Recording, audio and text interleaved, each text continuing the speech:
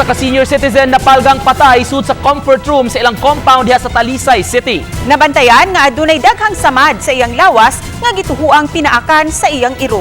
Atong sayran sa live report ni Femari Dumabok. Fem?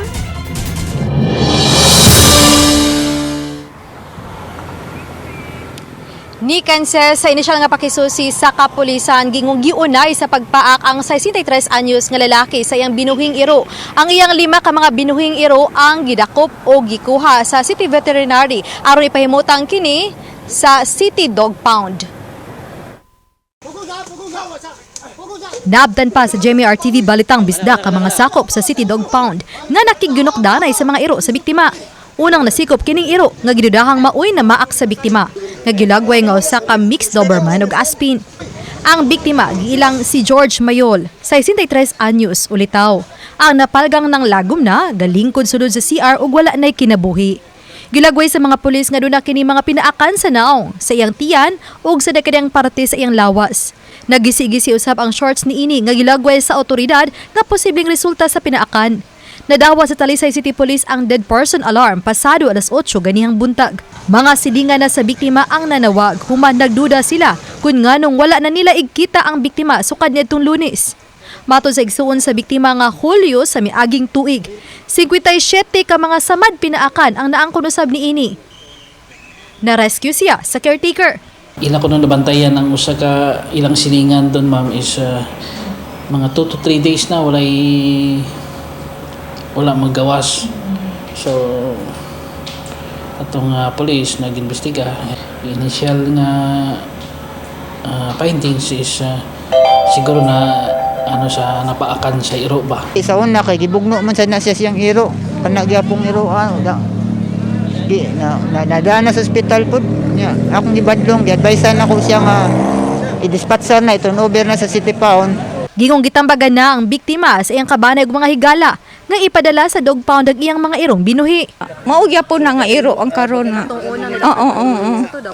Doberman man siguro na nga iro niya. Siluso ko na. Ang mga iro gibuhi sa biktima sukad pa nitong 2020 nga mga pinangga o ginatiman niini.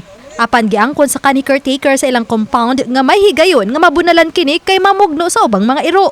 Iyang ko gusto no.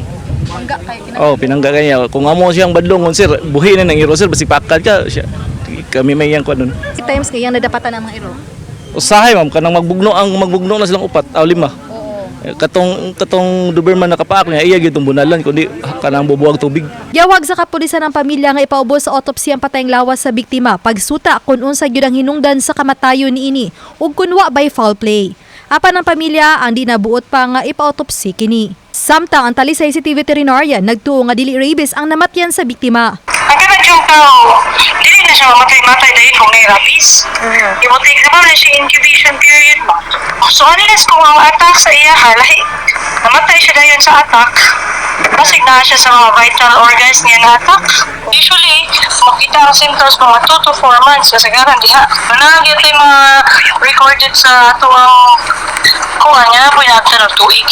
Samtang gipasabot sa veterinarian kung nganong adunay mga iro nga agresibo. Probably sa iyahan ang pagdala sa iro, ma'am. Kaya ang iro, ma'am, kung matulang na tratuhon o kung hindi man siguro ako nagingana ka grabe. Kaya as a responsible pet owner, number 1, kung tarong owner, sakto imong pagkaon, imong liguan, sakto ang shelter, imong pabakunahan.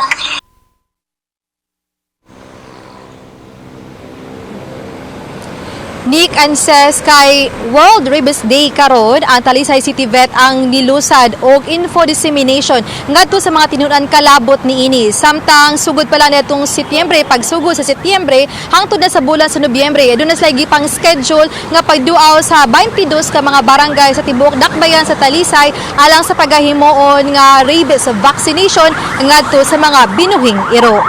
Nick, Salamat, Femari Dumabok.